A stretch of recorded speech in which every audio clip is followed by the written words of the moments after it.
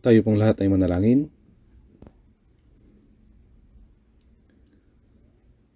Mahabagin naming Diyos Ama,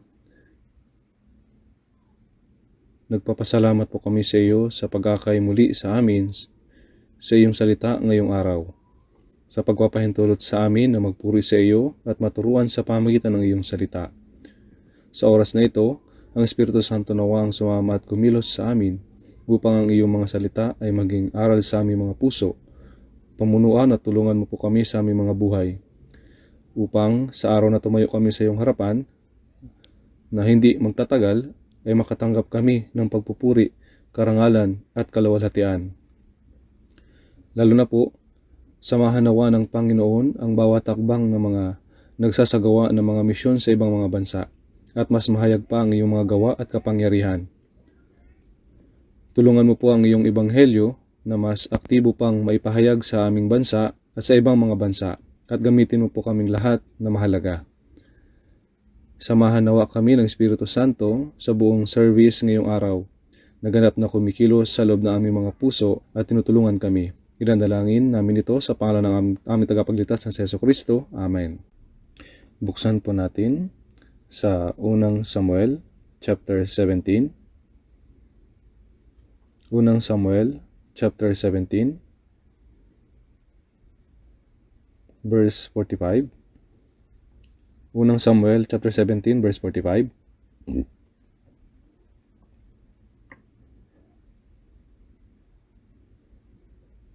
Unang Samuel chapter 17 verse 45. Babasahin ko po. Pagkatapos ay sinabi ni David sa Pilisteo, "Lumalapit ka sa akin na may tabak, may maliit at malaking sibat.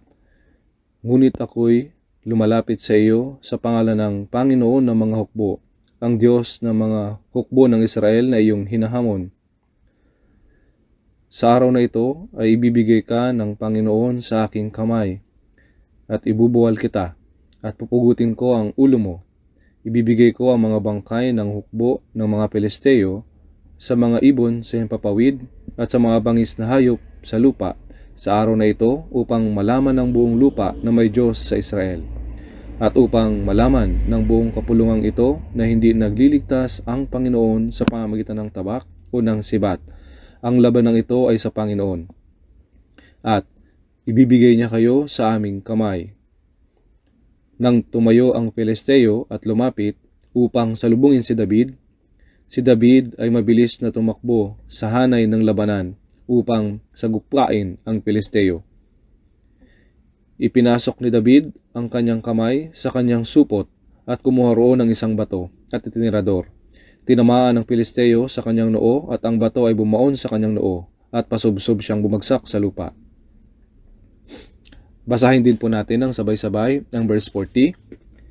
Pagkatapos ay hinawakan niya ang kanyang tungkod sa kanyang kamay, at pumili siya ng 5 makikinis na bato mula sa sapa at isinilid sa supot na pampastol na kanyang dala. Hawak niya ang tirador sa kanyang kamay at siya'y lumapit sa Pilisteo. Hanggang dito po. Sa araw na ito, si Pastor Johan Rie ay nasa Tokyo Winter Retreat sa Japan, at ako ay naparito para humalili sa kanya.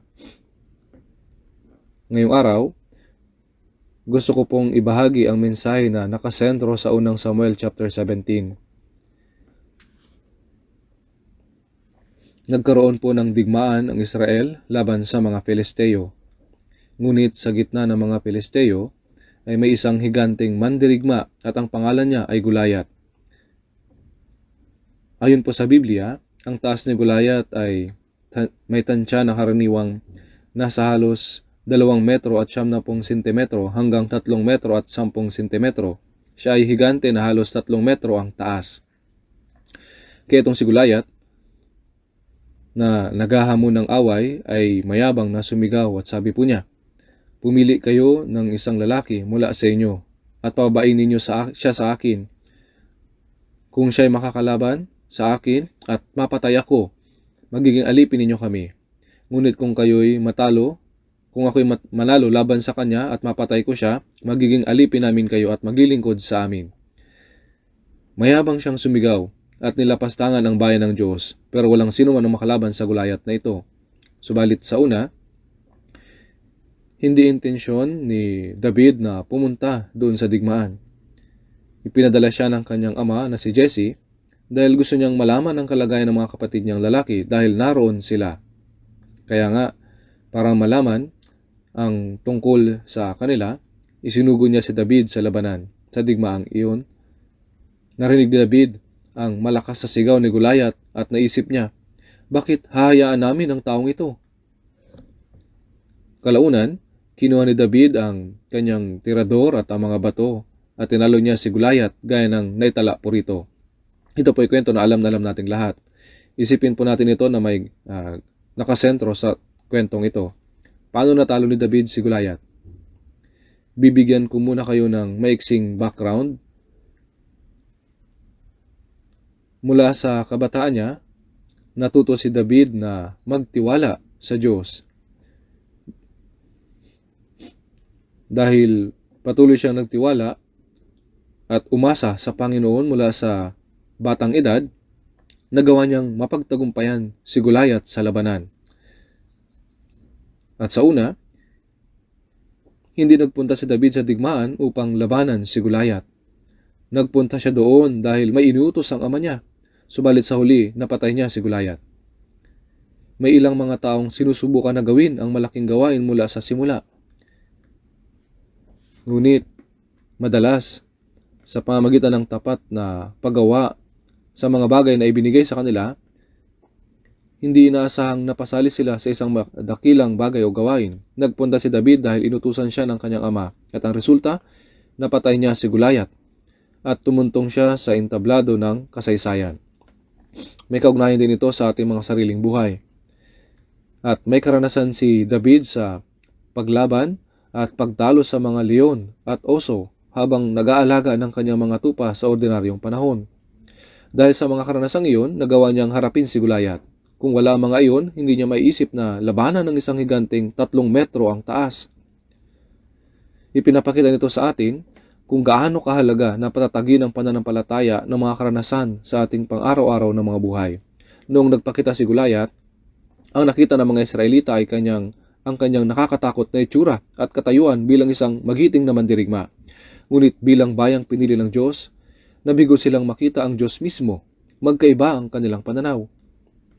Nung dumating si David sa labanan, hindi lang si Goliath ang nakita niya. Nakita niya ang buhay na Diyos.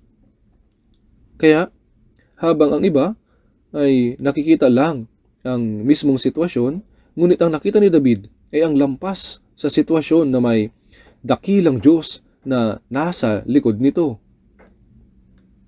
Kaya, kapag ang parehong kaganapan ay nangyari, ang mga taong walang pananampalataya o may mahinang pananampalataya ay nakikita lang ang mga sitwasyon bilang napakabigat. Ngunit sa isang taong may matatag na pananampalataya ay nakikita ang buhay na Diyos na nasa likod ng lahat ng mga ito.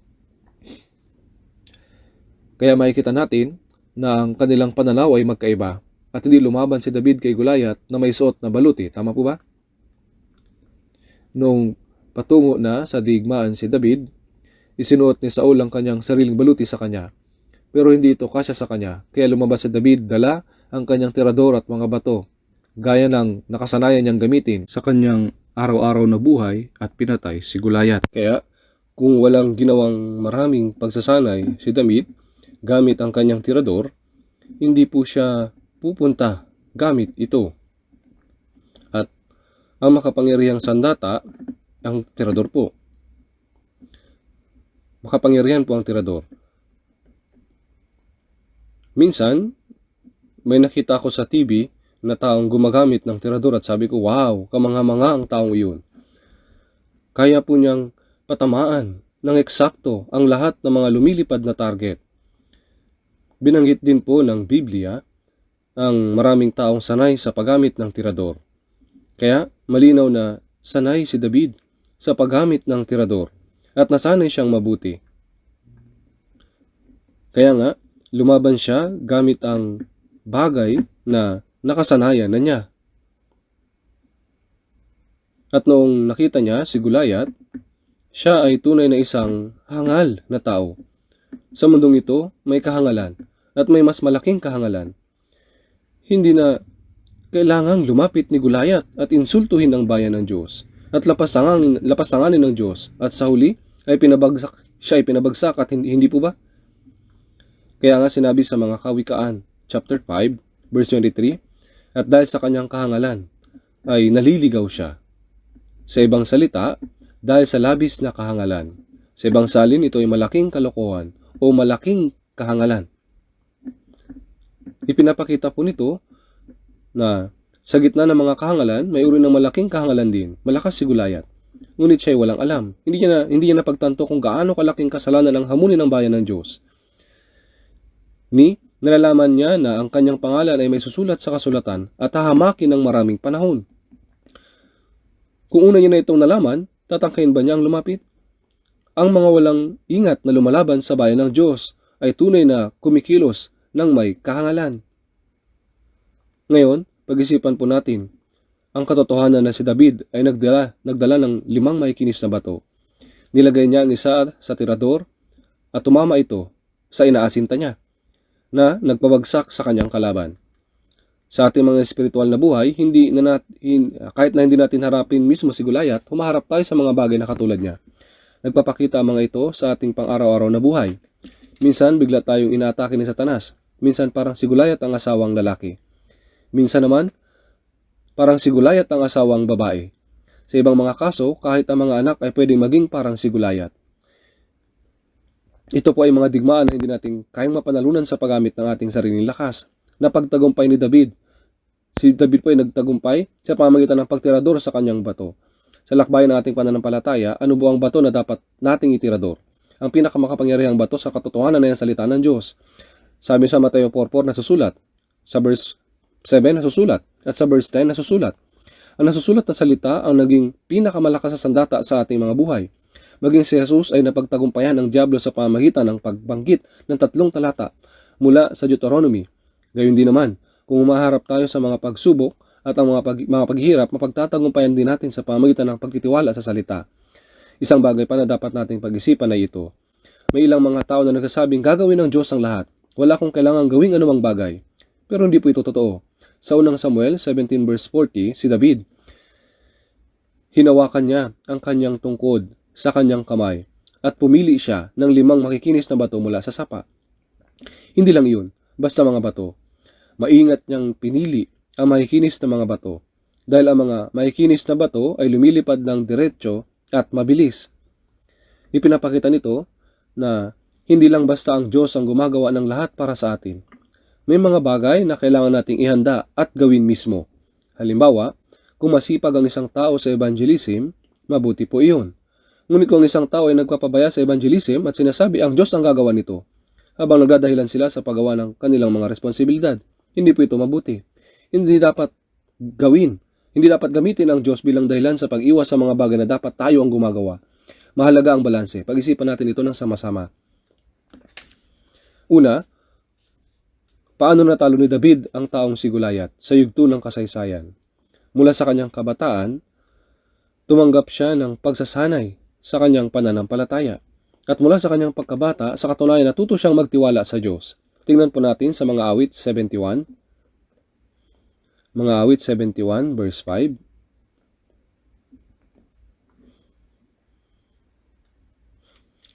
Mga awit 71 verse 5.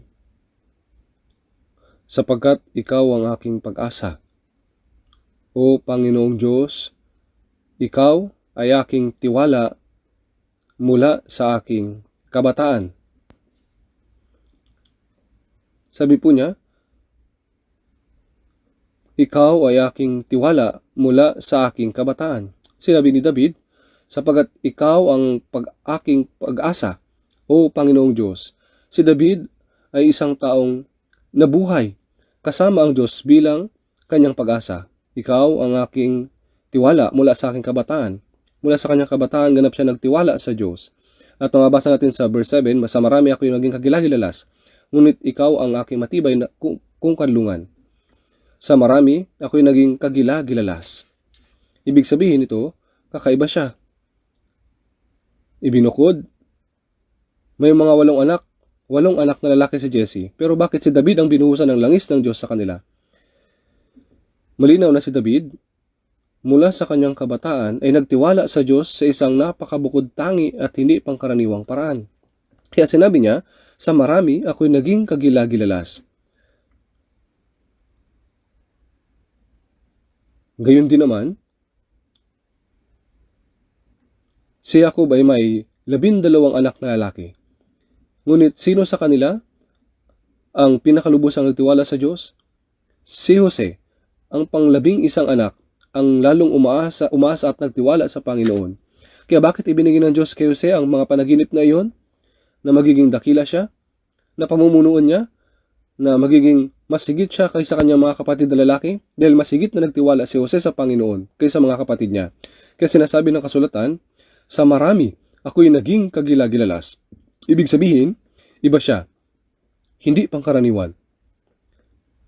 Medyo kakaiba. Maaaring sabihin ng iba, kailangan ba talaga na umaasa sa Diyos? Hanggang sa puntong iyon? Ngunit, nabubuhay si David sa ganoong paraan. Umasa po siya sa Diyos ng lubusan. Ikaw ay aking tiwala mula sa aking kabataan. Habang nag-aalaga ng kanyang kawan, naranasan ni David kung gaano nagmalasakit ang Diyos sa kanya. Gaya ng sinasabi sa mga awit, 23 verse 1 hanggang 2, ang Panginoon ay aking pastol. Hindi ako magkukulang. Pinahihiga niya ako sa luntiang pastulan. Inaakay niya ako sa tabi ng mga tubig ng pahingahan. Sa mahabang mga panahon ng kanyang pagiging pastol, naramdaman ni David sa kanyang sariling karanasan na ang Diyos ang kanyang pastol at tumutulong sa kanya. Naranasan niya ang tunay na praktikal na pag-aalaga ng Diyos. Kaya, mula sa kanyang kabataan, nabuhay siya na umaasa sa Diyos.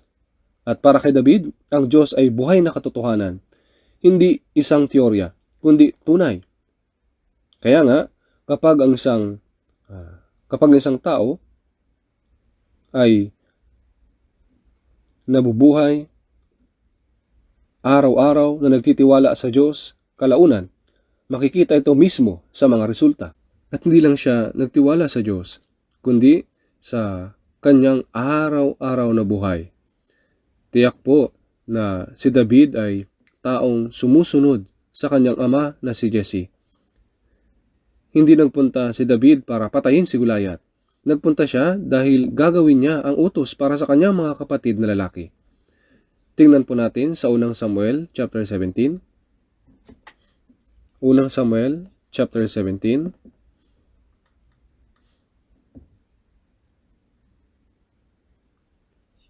Verse 17.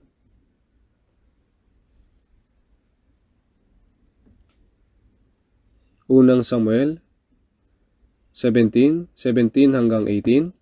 Sinabi ni Jesse kay David na kanyang anak, dalhin mo sa iyong mga kapatid itong isang epang sinangag na trigo at 10 tinapay, at dalhin mo kaagad sa iyong mga kapatid sa kampo.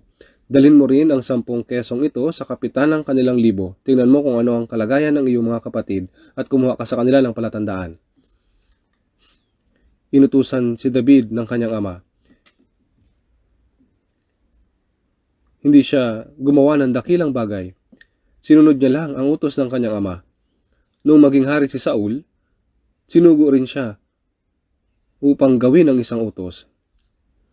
Si Saul, na anak ni Kish, ay sinabihan ng kanyang ama na umalis at hanapin ang mga asno. Habang naghahanap dito at doon, kalaunan nakilala niya si Samuel. Binuhusan siya ng langis at naging hari. Binuhusan siya ng langis habang ginagawa ang utos ng kanyang ama. Din si Jose ng kanyang ama.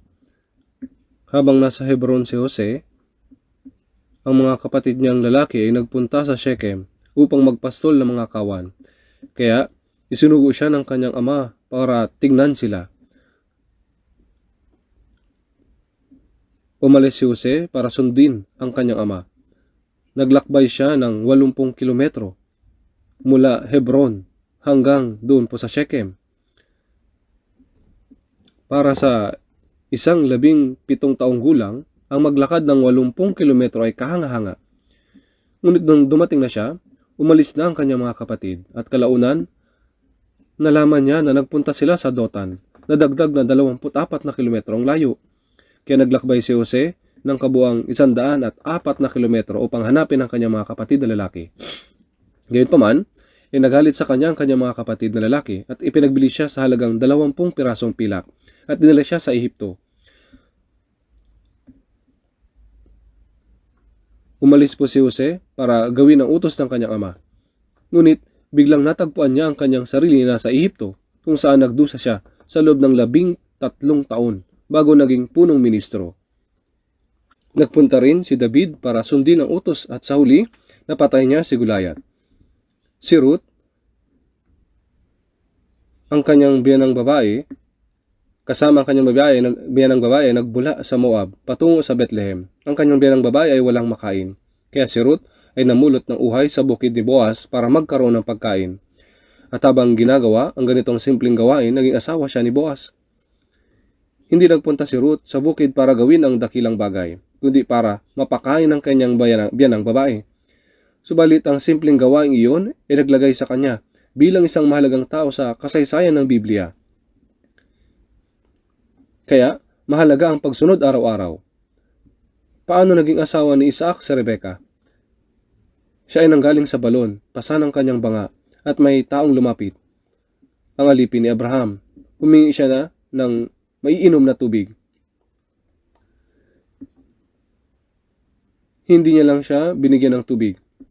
Kahit pasanan niya ang kanyang banga, nag-igib din siya ng tubig para sa kanyang 10 kamelyo. Sinabi na sa isang inuman, ang isang kamelyo ay umiinom ng halos 80 litro ng tubig. Kaya para sa 10 kamelyo, 800 litro iyon. Para makaigib ng ganong karaming tubig, kailangan ng maraming oras ng paggawa. Gayunpaman, ginawa niya ito sa pamamagitan ng pagbibigay ng tubig, hindi lang sa alipin kundi maging sa kanyang mga kamelyo. Kalaunan, naging asawa siya ni Isaac at sumakay siya sa mga kamelyo na binigyan niya ng tubig. Naglakbay siya ng 3 araw para makita si Isaac. Kaya nga, hindi sa nagsisikap tayo para sa mga dakilang bagay, kundi habang tapat nating isinasagawa ang anumang gawaing ibinibigay sa atin, ang Panginoon ay himalang pinag-uugnay tayo. Pinag-uugnay ng Panginoon ang mga taong tapat na gumagawa ng mga maliliit na gawain na ibinigay sa kanila sa mga dakilang bagay. Ang subuking talunin si Goliath sa simula ay imposible. Ang kailangan ay gawin ang araw-araw na mga bagay. At ang dahilan kung bakit ipinahintulot ng Diyos na humarap si Job sa ganong kalaking pagsubok ay dahil malinaw na naitala sa Biblia kung gaano niya lubusan at regular na ipinapamuhay ang kanyang buhay ng pananampalataya. Kaya nga, mayroon siyang pundasyon ng tuloy-tuloy at hindi nagbabagong pananampalataya sa kanyang pang-araw-araw na buhay. Sa kaso ni Job, kahit na namatay ang kanyang 10 anak, nawala ang kanyang kayamanan, at ang kanyang buong katawan ay nagkasakit, pinahintulot ito ng Panginoon dahil alam niya. Mapagtitisan niya ang ganong mga pagsubok. Hindi lang basta hinahayaan ng Diyos na harapin ng sinuman ang ganong mga pagsubok. Tama ba? Ang araw-araw na buhay pananampalataya ay tunay na mahalaga. Kaya, sinasabi ng isang bata na gusto ko nang maging matanda. Paano magiging matanda ang isang bata? Sa pamamagitan ng tuloy-tuloy na pagkain, paggawa at pagkain araw-araw. Habang lumilipas ang panahon, magiging matanda ba sila o hindi? Magiging matanda sila. Ang espiritual na paglago ay pareho rin. Kailangan lalago ang pananampalataya. Pananampalataya ko. Kailan lalago ang pananampalataya ko? Sa pamamagitan ng tuloy-tuloy, araw-araw na pagsasanay, kaya tuluyang lumalago ang pananampalataya. Kaya ang araw-araw ay mahalaga. Ang pagpapabaya sa isang araw ay pwedeng magdulot sa uli ng malaking mga kawalan sa inyong espiritual na buhay. Hindi tayo nagsimula sa malaking bagay. Ang isang maliit na binhi ay lumalaki at nagiging isang malaking puno paglipas ng panahon. Hindi po ba? At ngayon, nagkaroon ng espiritual na karanasan si David. Tingnan natin, unang Samuel 17, sa verse 34. Kipag-usap si David kay Haring Saul. Kaya dito unang Samuel 17 verse 34. Ngunit sinabi ni David kay Saul, ang iyong lingkod ay nag-aalaga ng mga tupa para sa kanyang ama. Kapag may dumating na leon o kaya'y oso, ay kinukuha ang isang kordero sa kawan, ay hinahabol ko siya at aking pinapatay, at aking inililigtas ang kordero mula sa kanyang bibig. Kapag dinaluhang ako, ay aking hinahawakan sa panga, aking sinasaktan at pinapatay. Nakapatay ang iyong lingkod ng mga leon at mga oso, at ang Pelisteyong ito na hindi tuli ay magiging isa sa kanila, yamang kanyang hinahamon ang mga hukbo ng Diyos na buhay. Basahin din po natin ang sumunod na talata ng sabay-sabay. Sinabi ni David, ang Panginoon na nagligtas sa akin sa mga kuko ng leon at ng oso, ay siyang magliligtas sa akin sa kamay ng Pelisteyong ito. At sinabi ni Saul kay David, humayo ka at samahan ka ng Panginoon. Sinasabi na habang nag-aalaga si David ng kanyang mga kawan, verse 34, kapag may dumating na leon o kaya'y oso at kinukuha ang isang kordero sa kawan, hinahabol niya at pinapatay. At iniligtas ang kordero. Sinabi pa niya sa verse 35, kapag dinaluhong ako ay aking hinahawakan sa panga, aking sinasaktan at pinapatay. Nakapatay ang iyong lingkod ng mga leon at mga oso. At ang Pelisteyong ito na hindi tuli ay magiging isa sa kanila, yamang kanyang hinahamon ang mga hukbo ng Diyos na buhay. Natalo ko ang mga leon at mga oso, kaya madali ko ring matatalo ang sinumang Pelisteyo. Gaano man sila kalaki, sinabi niya. Subalit pag-isipan po ninyo ito. Paanong posibleng magawa ng sinuman na matalo ang isang leon o isang oso? Sinabi ni David na nagtiwala siya sa Diyos mula sa batang edad. Kaya, binigyan siya ng Diyos ng mga espesyal na kapangyarihan. Iwan po na natin ito ng sandali at balikan ito mamaya. Tignan natin sa mga awit 18. Tignan po natin sa verse 32.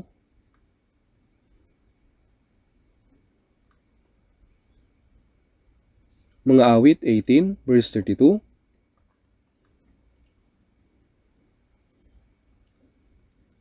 Ang Diyos na nagbibigkis sa akin ng kalakasan at ginagawang ligtas ang aking daan.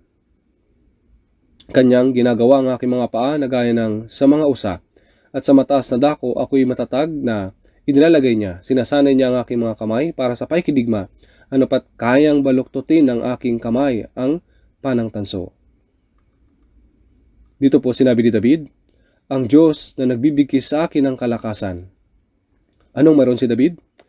Meron siyang kalakasan. Kalakasan na ibinigay ng Diyos. At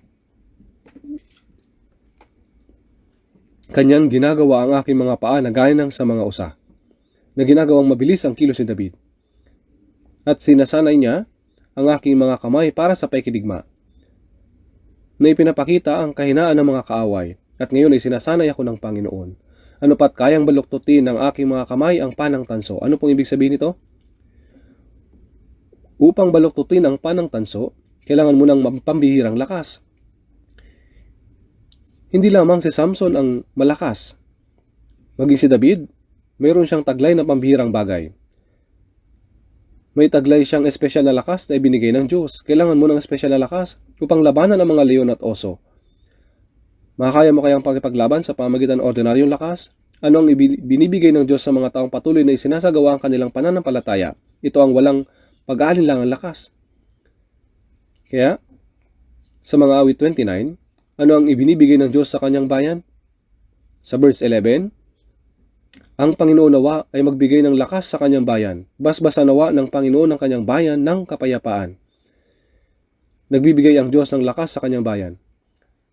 Nagbibigay siya ng lakas sa kanyang bayan. Kaya nga, sa patuloy na nagsasagawa ng kanilang pananampalataya, mayroong nagbibigay na lakas sa kanila upang isabuhay ang mabuting buhay pananampalataya. Patuloy rin itong nangyayari hanggang ngayon. Hindi po ba? Hindi nanalo sa walang dahilan si David laban sa mga leon at oso, sapagkat patuloy siyang umaasa at nagtitiwala sa Panginoon mula sa pagkabata. Binigyan siya ng Diyos ng kalakasan, tulad ng pagsunod ni Jose sa kanyang mga magulang at pagtitiwala sa Diyos. binigyan siya ng Diyos ng mga panaginip.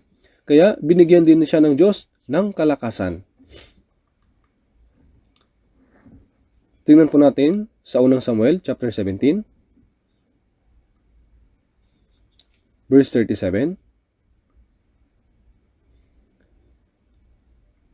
Chapter 17 verse 37. Sinabi ni David, ang Panginoon na nagligtas sa akin sa mangkoko ng leon at ng oso.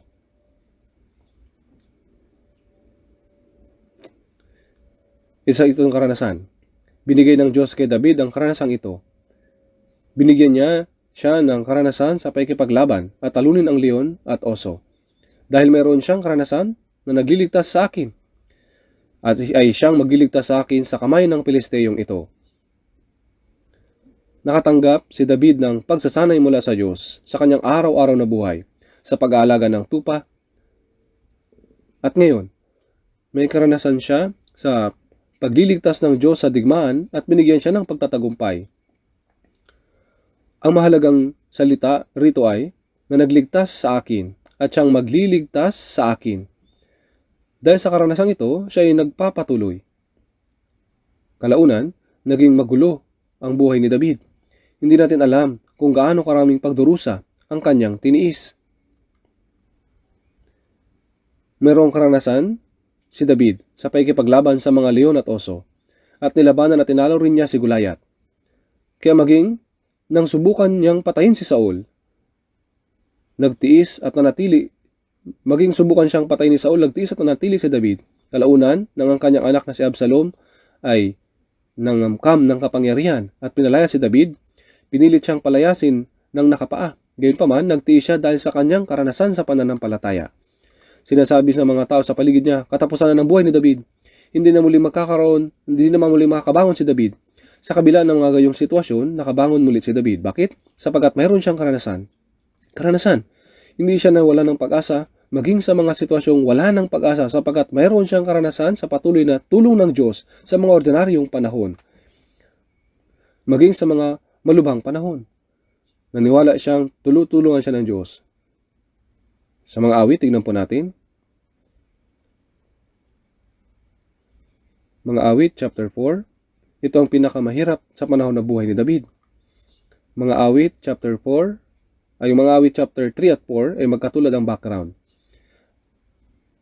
At sa pamagat, ang pamagat sa mga awit 3, sa verse 1 ay ang awit ni David nang takasan niya si Absalom. Si Absalom ay nagplano sa loob ng 3 taon na agawin ang trono ng kanyang ama at si David ay iniwang tumatakbong nakapaalang. Sinabi ng mga tao sa verse 2, awit chapter 3, verse 2, marami ang nagsasabi tungkol sa aking kaluluwa, walang tulong mula sa Diyos para sa kanya. Selah. Katapusan na ng buhay ni David. Ngunit, iba po si David. Basahin po natin ng sabay. Awit, chapter 4, verse 1. Sagutin mo ako kapag tumatawag ako, O Diyos na tagapagtanggol ko. Binigyan mo ako ng silid nang ako'y nasa kagipitan. Maawa ka sa akin at dalangin ko'y iyong pakinggan. Ano po ang ibig sabihin ng awit chapter 4 verse 1? Sagutin mo ako kapag tumatawag ako. Binigyan mo ako ng silid nang ako'y nasa kagipitan. Maraming kahirapang hinarap si David sa nakaraan. Gayunpaman, binigyan mo ako ng silid nang ako'y nasa kagipitan. Binigyan mo ako ng silid. Ang orihinal na Hebreyong salita para rito ay lumawak o binigyan ng silid. Kaya nga, sa gitna ng aking mga kahirapan, binigyan ako ng silid ng Panginoon. Naging mapagbigay siya sa akin. Bagaman labis akong naipit at hindi makatakas, binigyan ako ng silid ng Panginoon.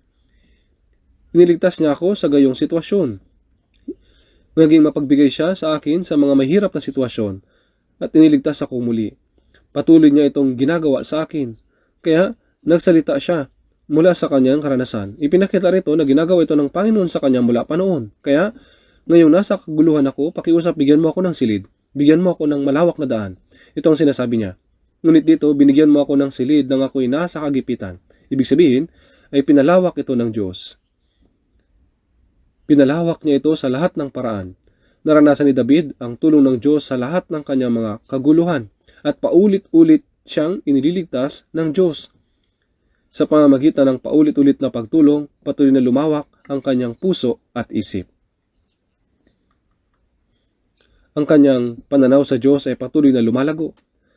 At sa paulit-ulit na karanasan niya sa pagliligtas sa kanyang mga kaguluhan, ang kanyang puso at isip ay lumawak din at naging taong maunawain, mas kinilala ang Diyos sa higit na dakilang paraan at naging taong naunawaan ang buhay at lahat ng bagay na mas malawak. Binigyan mo ako ng silid nang ako'y nasa kagipitan. Opo, kailangan natin ng kaalaman, ngunit kailangan din natin ng karanasan. Kahit gaano karaming driving lessons ang aralin mo, kailangan mo pa rin talagang magmaneho. Tama po? Kaya po kailangan magkaroon ng tunay na karanasan. Sa pamamagitan ng karanasan, patuloy na lumago ang pananampalataya ni David. Dahil meron siyang karanasan, nagawa niyang harapin si Goliath. Isang bagay pa, nang lumabas si Goliath mula sa mga hukbo ng Pilisteo, natakot ang lahat ng mga Israelita. Bakit po? Dahil nakita nila si Goliath. Ngunit ano po ang nakita ni David? Hindi niya nakita si Goliath. Nakita niya ang buhay na Diyos na nasa likod ni Goliath. Kaya ang pananaw ay talagang magkaiba. Sa unang Samuel chapter 17,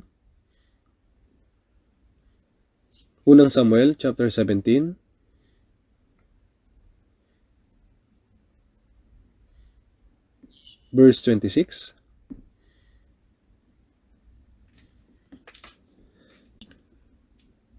Sinabi ni David sa mga lalaking nakatayo sa tabi niya, ano ang gagawin sa lalaking makakapatay sa Pilisteyong ito at makapag-alis ng kahiyang ito sa Israel? Sapagkat sino ba itong hindi tuling Pilisteo na kanyang hahamunin ang mga hukbo ng Diyos na buhay?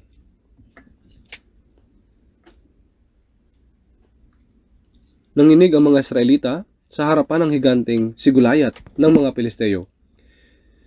Ngunit sinabi ni David, sapagkat sino ba itong hindi tuling Pilisteo na kanyang hahamunin ang mga hukbo ng Diyos na buhay? Diyos na buhay. Sa ibang salita, ganito ang ibig niyang sabihin. Ang lakas naman ng loob niya. Ganito po ang ibig sabihin. Ang lakas naman ng loob niyang kutyain ang Diyos. Ang lakas naman ng loob niyang insultuhin ang buhay na Diyos. Kaya ang pananaw ay talagang magkaiba. Ang pananampalataya ay hindi pagtingin sa sitwasyon, kundi pagtingin sa Diyos na siyang nasa likod ng sitwasyon. Yan po ang pananampalataya. Kaya kapag maliit ang ating pananampalataya, hindi natin alam ang gagawin dahil nadadaig tayo ng sitwasyon. Maging ngayon sa ating buhay, may mga panahon na nilalabanan at hinaharap natin ng mga napakahirap na sitwasyon. Nakita nila si Goliath. Ngunit habang ang iba ay si Goliath lamang nakikita, may ibang mga nagsasabi na, oo, nariyan ang kahirapan. Ngunit nakikita rin nila ang pangako ng Diyos, ang salita ng Diyos, at ang kanyang pangako na tumulong. Kaya tinignan nila ang Diyos ng pangakong iyon, ang buhay na Diyos. Isaiah 40 verse 27, bakit sinasabi mo, O Jacob, at sinalita mo, O Israel, ang daan ko ay lingid sa Panginoon, at nilalagpasan ng aking Diyos ang kahatulan ko. Ano po ang sinasabi ng kasulatan? Isaiah 40:31, ngunit sila naghihintay sa Panginoon ay magpapanibagong lakas. Sila'y papailang lang na may mga pakpak na parang mga agila. Sila'y tatakbo at hindi mapapagod. Sila'y lalakad at hindi manghihina. Sinasabi nila, marahil ay hindi alam ng Diyos ang aking sitwasyon. Nakatingin lamang sila sa sitwasyon. Ngunit sila naghihintay sa Panginoon ay magpapanibagong lakas. Kapag ang isang tao ay naghihintay sa Diyos at nakatingin sa Diyos, hindi magiging malaking usapin ang problema. Kapag tumulong ang Diyos, madali itong malulutas. Kaya pareho ang sitwasyon. Magkaiba ang pananampalataya. Ito ay pagkakaiba ng pananampalataya. Nalalaman ni David na ang Diyos ay buhay at mayroon siyang karanasan at sa tulong ng Diyos. Kaya ganito ang ibig sabihin niya. Kapag tumulong ang Diyos, baliwala ang problemang iyon. Kapag may isang taong hindi nagtitiwala sa Diyos araw-araw sa pamumuhay at nabubuhay lamang sa kagustuhan nila, kapag dumating sa kanila ang kaguluhan, natataranta lamang sila. Tama po ba? Ito po ang kaibahan. At ang isang bagay pa ay hindi. Lumabas si David na laban sa may suot na baluti.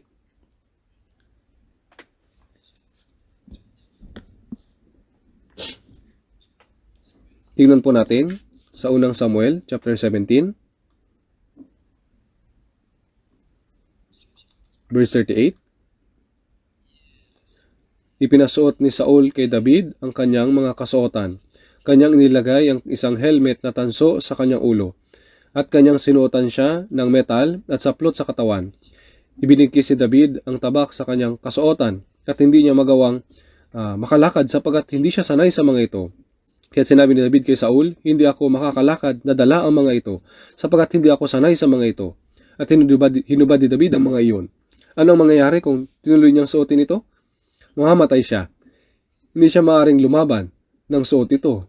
Kaya sa verse 40, pagkatapos ay hinawakan niya ang kanyang tungkod sa kanyang kamay at pumili siya ng 5 makikinis na bato mula sa sapa at isinilid sa supot na pampastol na kanyang dala. Hawak niyang tirador sa kanyang kamay at siya'y lumapit sa Pilisteo. Nagpatuloy siya sa kung saan siya pamilyar at sa nakasanayan niyang gamitin sa araw-araw niyang buhay. Sinasabi na si David ay isang taong mahusay na sa pagtugtog ng alpa. Upang mahusay na makapagtugtog ng alpa, magasanay ka ba ng kaunti o marami? Dahil kilala si David bilang mahusay na manunugtog ng alpa sa kanyang panahon, ibig sabihin ay nasanay siya ng higit sa araw-araw. At sa ikalawang Samuel 23 verse 1, tinawag siyang ang matamis na mga awit ng Israel. Upang maging mahusay sa pag-awit, kailangan bang magsanay ng marami o hindi? Tignan po natin ngayon, napakahusay ng pag-awit ng ating choir.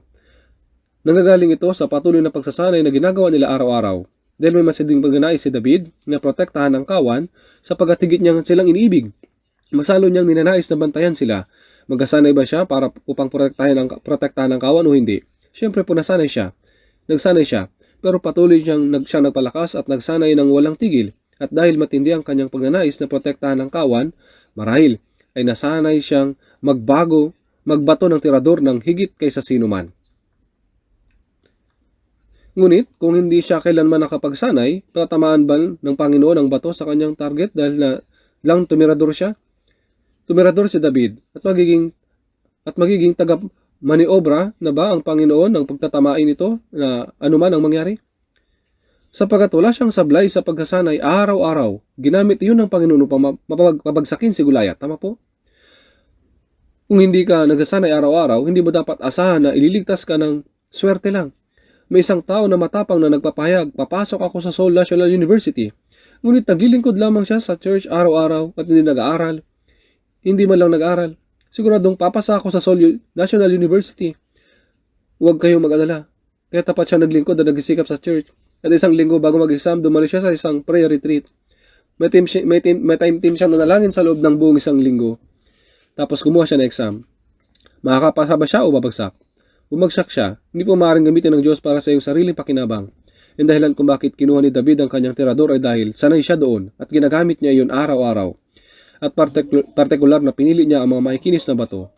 Eksaktong 5 ang pinili niya. Ngayon din naman, maaari nating luwalhatiin ng Diyos sa pamamagitan ng mga bagay na pamilyar tayo at nakasanayan nating gawin. Si Dorcas, sa aklat ng mga gawa, ay gumawa ng maraming kasuotan para sa mga babaeng balo. Ang pananahi ang kaya niyang gawin ng mahusay. At sa pamamagitan nito, nakapagbigay siya ng kaluwalhatian sa Diyos.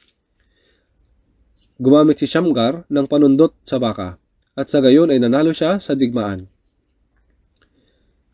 Kaya dapat natin gamitin ang anumang bagay na pamilyar tayo at binasa. At dito, naganap ang digmaan sa libis ng Ela, kung saan nagkampo ang mga hukbo ng Israel at ng mga Pilisteo sa magkabilang panig. Mga 800 metro daw ang lapad nito. Ito ay pababa ng ganito sa halos 800 metro. At sa pagitan nila ay may distansya na mga 160 meters at isang sapa na dumadaloy sa pagitan. Kaya nang lumabas si David upang lumaban, pumili siya ng 5 makikinis na bato sa sapa sapagkat umaagos ito doon.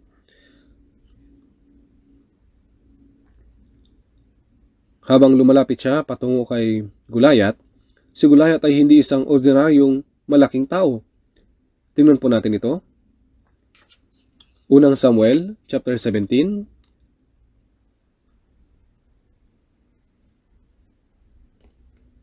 Sa verse 4, at lumabas mula sa kampo ng mga Pelisteo ang isang pangunahing mandirigma na ang pangalan ay Gulayat na tagagat, na ang taas ay 6 na siko at isang dangkal. 6 na siko at isang dangkal. Ang isang siko ay kadalasang nasa 45 to 50 centimeters. Kahit pa i-convert mo ang 45 centimeters, ito ay magiging 2.90 meters. Kung i-convert mo ito gamit ang mas mataas na panukat, ito ay magiging 3.10 meters. Kaya siya ay halos 3 metro ang tangkad. Ang taas niya ay halos 3 metro.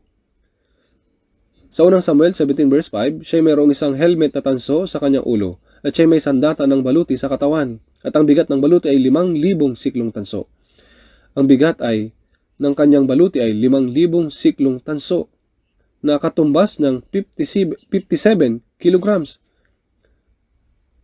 Ang baluti ay may bigat na 57 kilograms. At verse 6 hanggang 7, siya ay mayroong kasuotang tanso sa kanyang mga hita at isang sibat na tanso na nakasakbat sa kanyang mga balikat. Ang puluhan ng kanyang sibat ay gaya ng panghabi ng mga habi at ang dulo ng kanyang sibat ay may bigat na 600 siklong bakal. Kaya ito ay magiging 6.8 kilograms. Sapagkat ang dulo ng kanyang sibat pa lamang ay 6.8 kilograms at kapag dinagdag ang puluhan, ito ay magiging sobrang napakabigat. Ang kanyang tagadala ng kalasag ay nauuna sa kanya. Itong si Gulayat ay bigla na lamang lumitaw. At ang Gulayat na ito ay nagpakita sa umaga at gabi at hinahamak ang bayan ng Diyos at sinisindak ang mga Israelita. Sa sarili nating buhay din, lumilitaw ang mga bagay na nakakatakot para sa atin, mga problemang tulad ni Gulayat. Ngunit habang binabasa natin ito, makikita natin na maraming tao sa mundo ang hindi masaya. Noong panahon ni Jesus, si Judas Iscariote ay talagang isang kapuspalad na tao. Dahil siya ang pinakamalapit kay Jesus, ang mismong katotohanan, ito ay naging dahilan kung bakit siya ang pinakamalungkot. Si Pilato, bakit labis na pinuna si Pilato? Hindi lamang siya ang nakagawa ng maling paghatol. Ngunit bakit si Pilato ang inusig ng gusto? Sa tuwing binibigkas natin ang panalangin ng Panginoon, ano pang lumalabas? Poncio Pilato. Pilato. Pilato. At bakit ganoon? Dahil hindi niya pinakitunguhan ng tama si Jesus.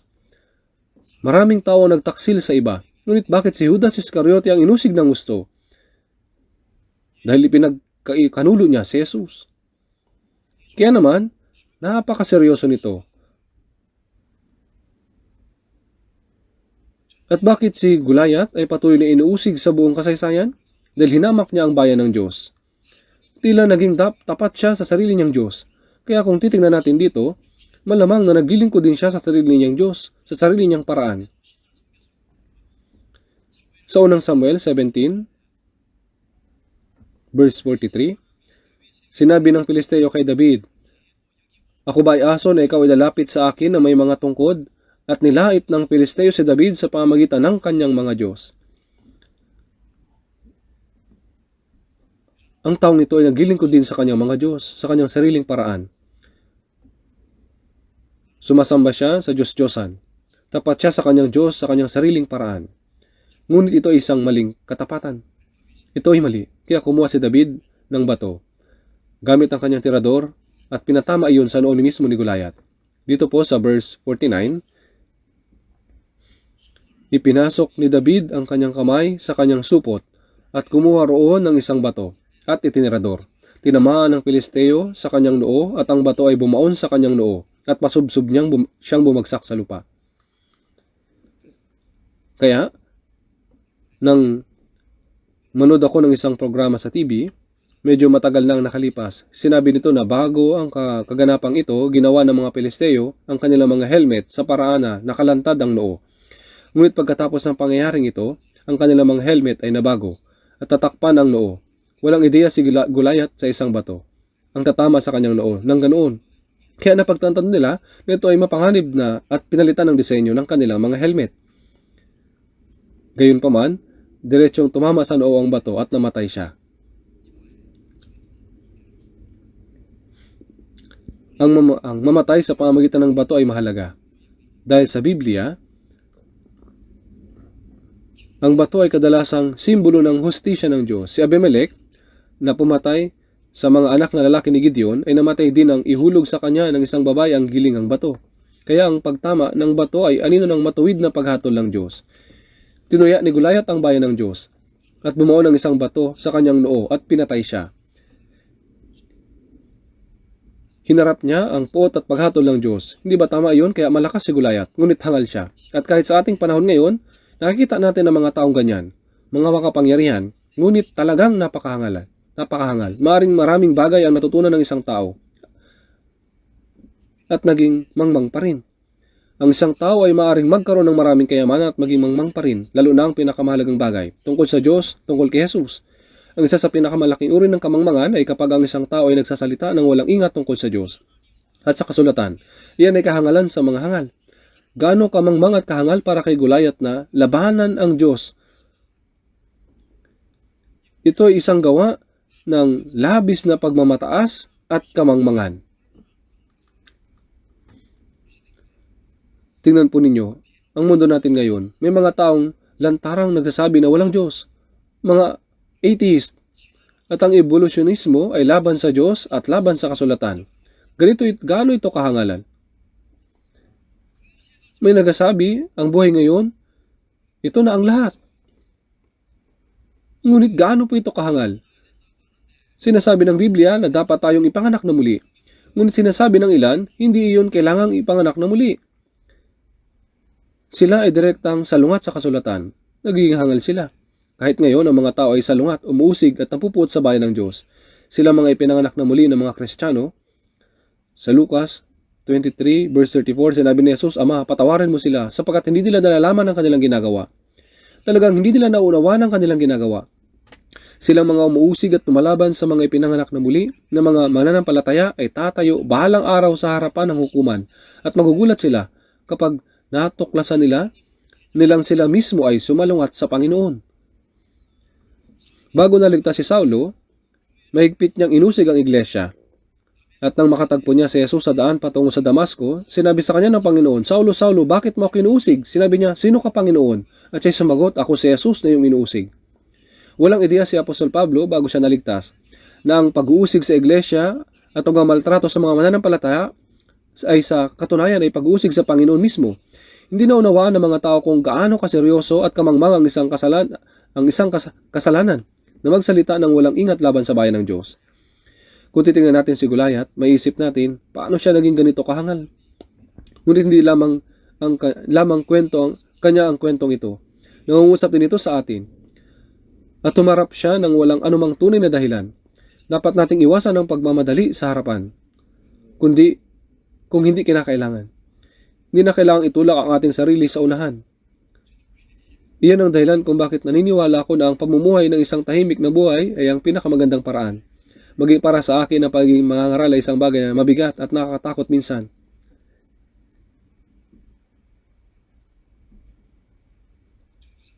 Hindi po totoo yun. Maraming maapektuhan ang kapalaran ng mga tao. Iyon ay talagang seryoso at nakakatakot na responsibilidad. Nakakita na ba kayo ng gagamba na gumagawa ng sapot para mahuli ang biktima nito? Hinuhugot nito ang sutlam mula sa tiyan nito at ginagamit itong panghuli sa mga insekto.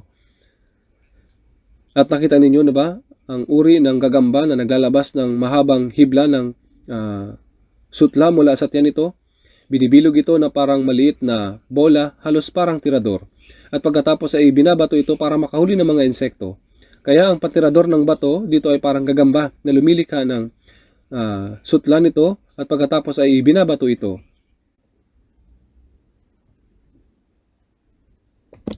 Kaya kahit noong mga araw na iyon, ang mga tao ay gumagamit ng tirador. At si David ay nasanay ng gusto sa pagtitirador. At ito ay may aktual na ugnayan sa ating espiritual na buhay. Nang harapin ni David si Goliath, natalo niya ito sa pamamagitan ng pagtitirador. Sa ating Kristiyanong paglalakad, maaaring hindi tayo makatagpo ng literal na Goliath. Ngunit ang mga kaaway na katulad ni Goliath ay maaari pa ring lumitaw sa harapan natin. Mga bagay na nakakatakot sa atin o nagpapahirap sa atin. Tinalo ni David si Goliath sa pamamagitan ng kanyang tirador. Ang buhay natin sa katunayan ay kapareho ng isang nasa digmaan. Nasa digmaan po tayo. Ngunit ang labanan ay sa Panginoon. Tingnan po natin sa unang Samuel, chapter 17, verse 47. Basahin unang Samuel, chapter 17, verse 47. Basahin natin ng sabay-sabay. At upang malaman ng buong kapuluang ito na hindi nagliligtas ang Panginoon sa pamamagitan ng tabak o ng sibat, ang labanang ito ay sa Panginoon at ibibigay niya kayo sa aming kamay. Sinabi ni David, ang labanang ito ay sa Panginoon. Nangangahulugan ito na ang kalalabasan ng labanan ay sa Panginoon din. Ang tagumpay o ang pagkatalo sa anumang laban ay nasa kamay ng Diyos. At sa ating buhay Kristiyano, sa buong buhay natin, tayo ay nasa isang espiritual na labanan. At maging sa espiritual na labanang iyon, ang tagumpay ay sa Panginoon.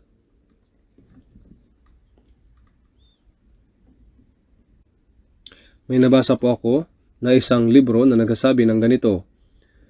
Kapag tinuturuan ng mga magulang na Hudyo ang kanilang mga anak, tinuturuan nila silang mag-isip ng positibo. Kaya nang lumitaw si Goliath sa kwento, sinabi nila sa kanilang mga anak na lalaki, "Uy, napakalaki ni Goliath, kaya malaki ang target na tatamaan ni David. Mas mapapadali iyon. Kung ang isang tao ay maliit, mas mahirap matamaan ang target. Ngunit dahil napakalaki ni Goliath, sa katunayan mas madali siyang matamaan.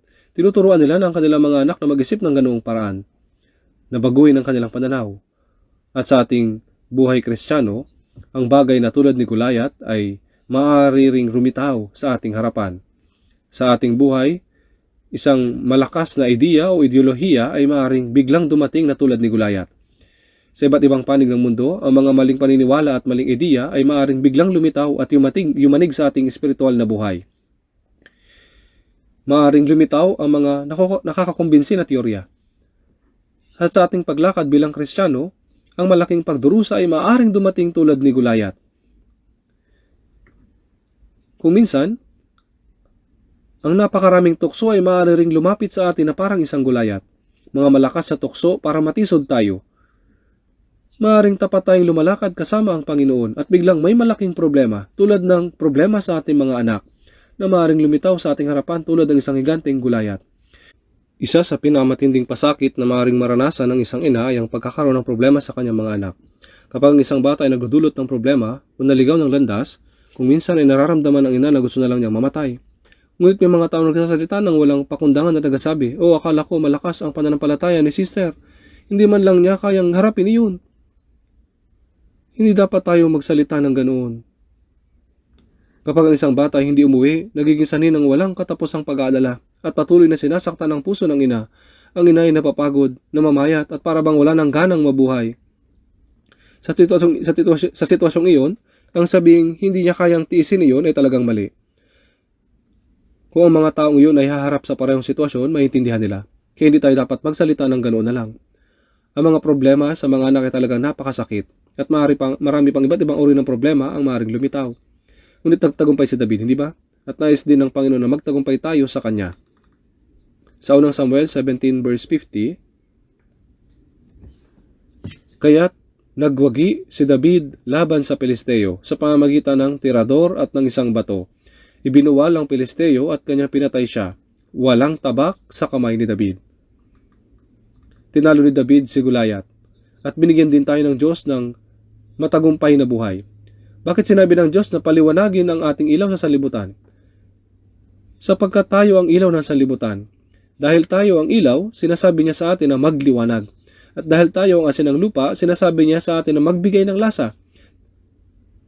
Dahil dumating sa atin ang matagumpay na buhay ni Kristo, sinasabi niya sa atin na magtagumpay. Sa Juan, sa chapter 5 verse 4 hanggang 5, sapagkat sino mang pinanganak ng Diyos ay dumadaig sa sanlibutan. At ito ang tagumpay na dumadaig sa sanlibutan, ang ating pananampalataya. Sino ang dumadaig sa sanlibutan, kundi ang sumasampalatayang si Jesus ang anak ng Diyos. Tulad ng sinasabi ng Biblia sa unang 1 chapter 5, sino mang pinanganak ng Diyos ay dumadaig sa sanlibutan. Dumating na sa atin ang kapangyarihang magtagumpay. Kaya kahit na marami tayong kinakaharap na kahirapan, nang sinabi ng Biblia na tayo ay magtagumpay, ibig sabihin, nasa atin ang kalakasan upang magtagumpay. Tinanggap na natin ang kapangyarihan upang magwagi. At napagtagumpayan ito ni Jose, kahit na kinamuhian at inusig siya ng kanyang 10 nakakatandang kapatid. Nagdusa siya ng maraming kahirapan sa Ehipto, ngunit napagtagumpayan niya ang lahat at nanalo pa sa tukso ng asawa ni Potiphar. Sa uli siya ay naging punong ministro. Tinalo rin ni Jacob si Iso. Nakipaglaban sa kanyang biyanan na si Laban at nanalo. At nakipagbuno pa sa Diyos at nanalo. At sa pamamagitan nito ay tumanggap ng pagpapala. Nakipaglaban si David kay Goliath at nanalo. At nakipaglaban din siya kay Saul at nanalo. Sa ating buhay pananampalataya, nais din ng Panginoon na manalo tayo.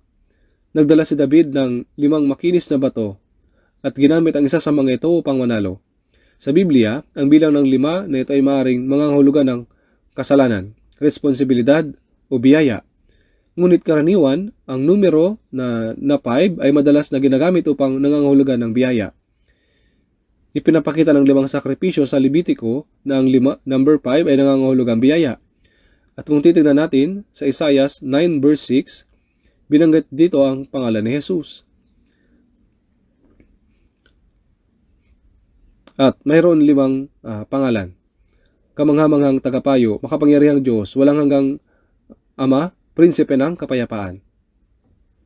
At kung titingnan natin sa Exodus 33, verse 12 hanggang 17, ang salitang biyaya ay lilitaw ng 5 beses. Binanggit rito ang 5 salita sa aking pangunawa. Sa unang Korinto 14 verse 19. Tingnan natin sa saglit, unang Korinto chapter 14. Unang Korinto chapter 14.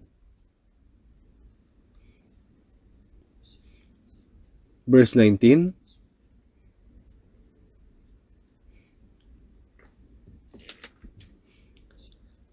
Unang Korinto chapter 14 verse 19.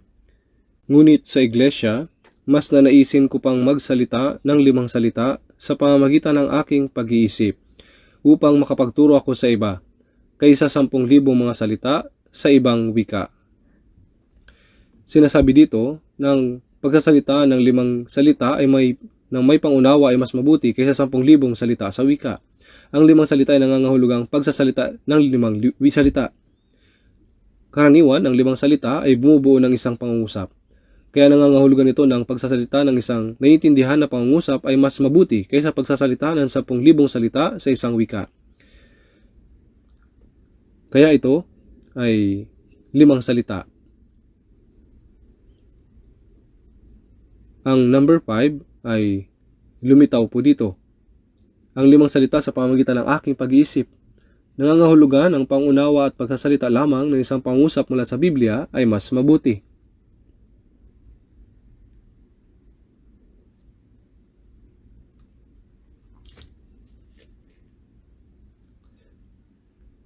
Tinalo ni David si Goliath gamit ang makinis na bato. Kaya tulad ng pagpapakita ni Goliath kay David, ano ang dapat nating gawin kapag ang mga pagsubok at tukso tulad ni Goliath ay lumitaw sa ating harapan? Inihagis ni David ang makinis na bato. Tulad ng paghahagis na nito, matututunan natin na ang batong ito ay kumakatawan sa salita ng Diyos sa ating buhay pananampalataya.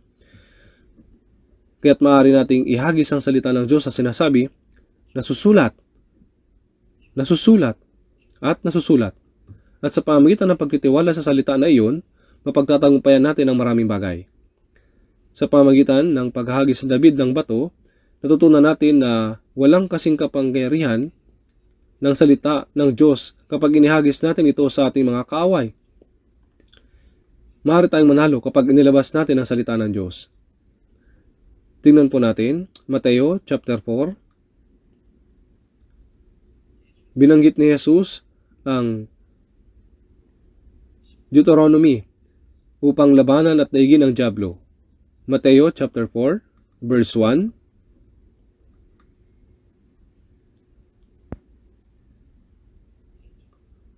Verse 1. Pagkatapos nito, si Jesus ay dinala ng Espiritu Santo sa ilang upang tuksohin ng diablo.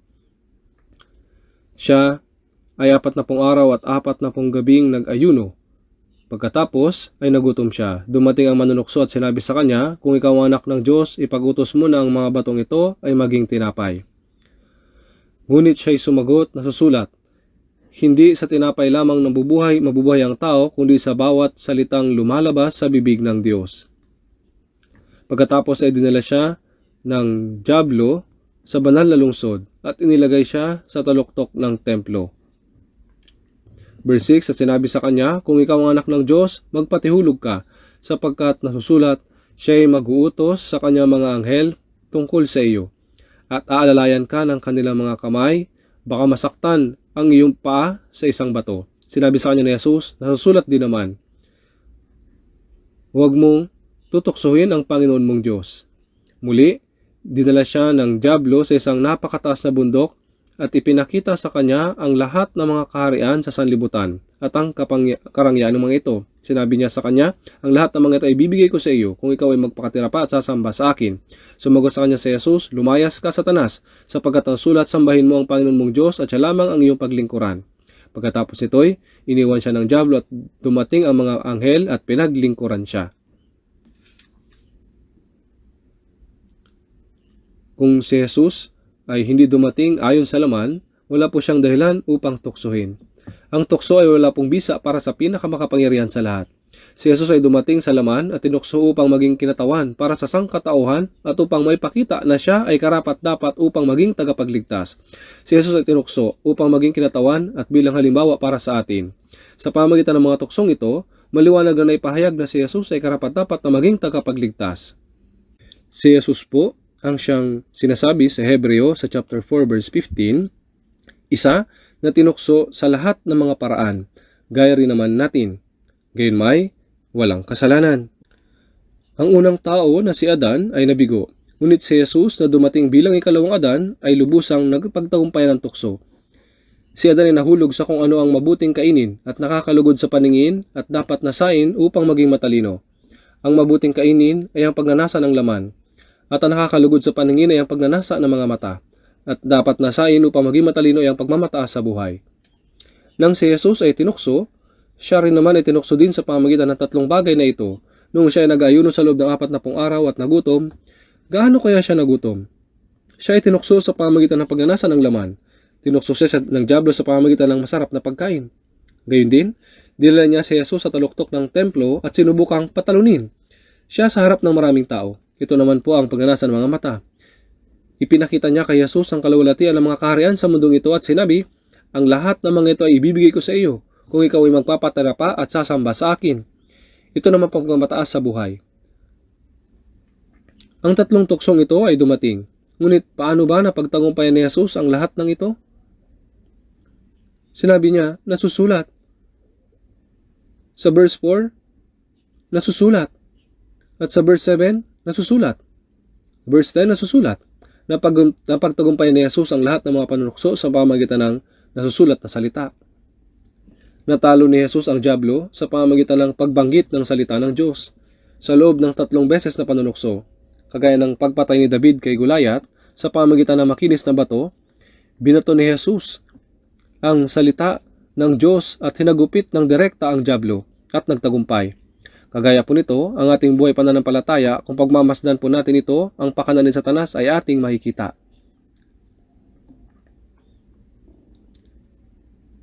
Ang tao po ay nabubuhay sa tinapay lamang. Ang tao ay katawan lamang at wala ng iba. Makikita natin ang paniniwalang rito ay nangangahulugan ng lubos na pagkalinlang mula sa diablo. Ang tao ay nabubuhay sa pamamagitan ng tinapay lamang. Gayun din, mayroon ding mga tao na binibigyang diin lamang ay ang kaluluwa.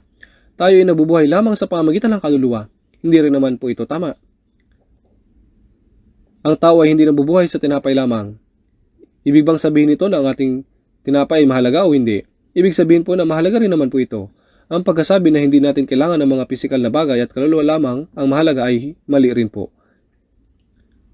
Isang bagay pa, Dito ay sinabi sa kanya ng dyablo na tumalon mula sa mataas na dako. Patuloy pong hinihimok ng dyablo ang mga tao ngayon. Uy, subukan mo magpakamatay. Gawin mo ito. Uy yun.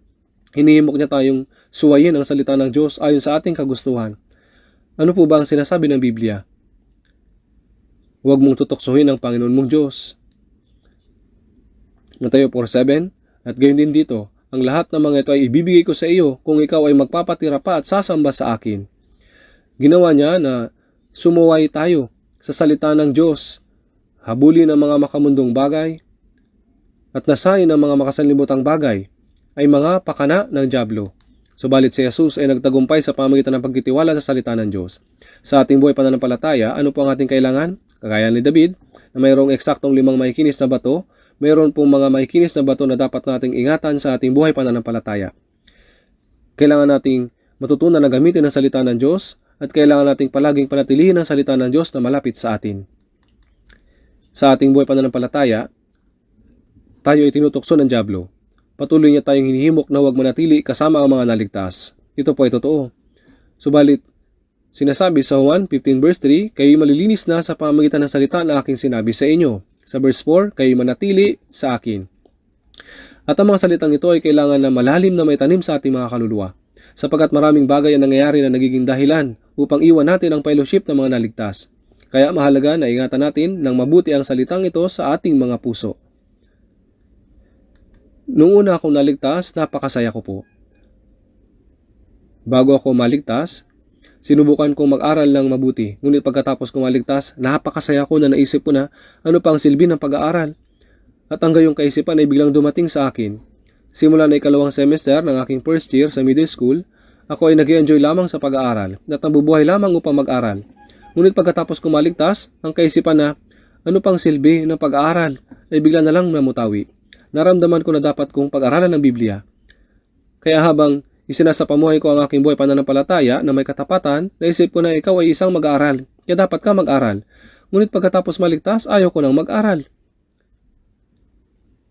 Nais ko lamang na matutunan ko ang Biblia.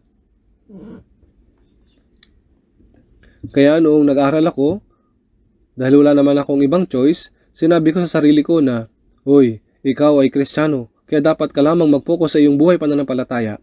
At nung nag-focus naman ako sa aking buhay pananampalataya, sinabi ko naman sa sarili ko na, ikaw ay isang mag-aaral, kaya dapat ka lamang mag-aral. At nung nag-aral ulit ako, sinabi ko naman na ikaw ay isang Kristiyano. Kaya ang aking pag-iisip ay pabago-bago. Kinalaunan, habang nagbabasa ako ng Biblia, ang lahat ng bagay ay naging malinaw. Naunawaan ko na sinasabi ng Biblia na kalooban ng Diyos na tayo ay manatili sa lugar kung saan tayo tinawag at gawin ang ating gawain, kaya hindi na po ako nalito. Tignan po natin sa Biblia, sa talatang ito, sa unang Korinto chapter 7, verse 17. Basahin po natin ito ng sabay-sabay. Hayaang ang bawat isa ay mamuhay ayon sa itinalaga ng Panginoon sa Kanya, at ayon sa pagkatawag sa Kanya ng Diyos. Ito ang iniutos ko sa lahat ng mga iglesia. Ayon sa pagkatawag ng Diyos sa bawat tao sa posisyon na iyon, hayaang ang bawat isa ay mamuhay, ito ang inutos ko sa lahat ng mga iglesia. Pagkatapos ko maligtas, dumating ang panahon na parang ayaw ko nang mag-aral ng mga kasanlibutang bagay.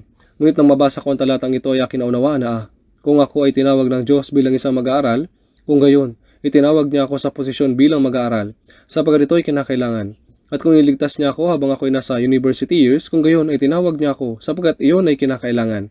Kaya pinaniwalaan ko po ito, kahit na ayaw ko, dahil sa talatang ito, sinunod ko po ito. Kung wala ang talatang ito, ako mismo ay maguguluhan. Ngunit dahil sa talatang ito ay akin naunawa na dahil tayo ay liwanag ng sanlibutan at ang asin ng sanlibutan, kung gayon ay tama lamang na matapat nating punan kahit pa ang ating mga makasanlibutang posisyon habang nabubuhay para sa Panginoon. At sa wakas ay naunawaan ko po ito. Kaya kahit mayroon tayong pagkalito, ngunit kung mayroon tayong kahit isang salita ng Diyos na panghahawakan, kung gayon ay kumapit po tayo dito. At pagkatapos na ako ay maligtas, noon naisip ko po ito. Ang babasahin ko naman ang aklat tungkol sa church history, nakita ko na maraming tao ang naging martir. Kaya naisip ko, paano kung sabihan ako na maging martir balang araw? At imagine ko na si Kim Il-sung ay pupunta sa akin at tutukan ako ng baril. Kasi nasabi, mananampalataya ka ba kay Jesus o hindi? Kung sasampalataya ka kay Jesus, babarilin kita. Sa ganong sitwasyon ay naramdaman ko na sasabihin ko na, sige, gawin mo. At kung Babalatan ng isang tao ng buhay na sinasabi, sasampalataya ka ba kay Jesus o hindi? Habang binabalatan ka pa unti-unti o kaya naman ang pagbibigay na sinusunog nila ang tao sa isang tikin at unti-unti silang namamatay. Na-imagine ko po ito, naisip ko kung makakaya ko bang tiisin hanggang ganoon. Kaya kung tignan po natin, unang Korinto chapter 10. Unang Korinto chapter 10, verse 13. Walang tuksong dumating sa inyo na hindi karaniwan sa tao, subalit tapat ang Diyos na hindi niya ipahintulot na kayo tuksohin ang higit sa inyong makakaya, kundi kalakip din ng tukso ay nagalaan ng pag-iwas upang ito'y inyong makayang tiisin. Ang Panginoon ay totoo at tapat, kaya't hindi niya ipahintulot ang mga pagsubok na hindi natin kaya at sinabi din, kundi kalakip din ng tukso ay naglalaan ng pag-iwas upang ito'y inyong makayang tiisin. Kaya't nalaman ko na ang pagiging martir ay hindi lamang ibinibigay kung kanino man. Ibinibigay lamang ito sa karapat-dapat dahil mayroong tinawag na sukat ng pananampalataya. Kaya't maaaring sabihin ng isang tao, paano ko magdusa ako ng gaya ng kay Job? Mawala ang lahat ng kanyang mga anak at mga ari-arian, pero hindi po ito ibibigay kung kanino lang. Ang sukat ng pananampalataya ay dapat tugma dito. Noong naunawaan ko na ibinibigay lamang ng Diyos ang mga pagsubok sa taong makakapagtiis, nalaman ko na hindi ko pala kailangang mag-alala. Dahil nagbibigay lamang ang Panginoon ayon sa kaya nating tiisin at kung paano tayo nabubuhay pagkatapos maligtas. Maraming mga kahirapan at madalas ko ring iniisip, kailan kaya matatapos ang kahirapan na ito? Ngunit nung makita ko po ang verse na ito ay naunawaan ko. Tignan po natin, Ecclesiastes chapter 7, verse 13.